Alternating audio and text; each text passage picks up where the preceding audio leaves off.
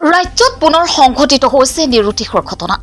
5 দিন ধৰি নিৰুদ্দেশ হৈ আছে চাপৰ পৌৰসভাৰ 4 নং ৱাৰ্ডৰ জীয়ৰীসহ নিৰুদ্দেশ হয় এগৰাকী বোৱাৰী।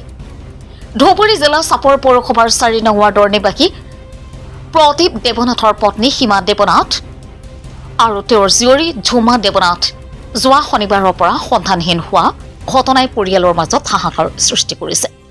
সীমা দেৱনাথৰ বয়স 35 বছৰ।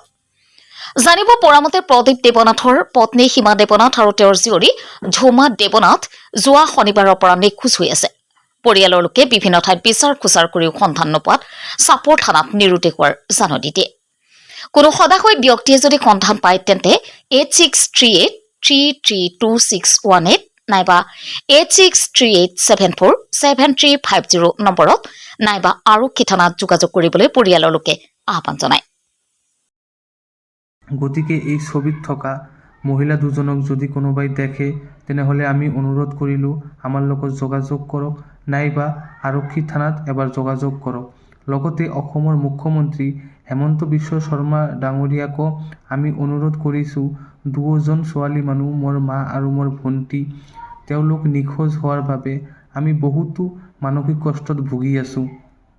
আমি বহুত দৰিদ্ৰ ঘৰৰ মানুহ, গতিকে অনুগ্ৰহ কৰি আপুনি আমাক অলপ সহায় কৰক।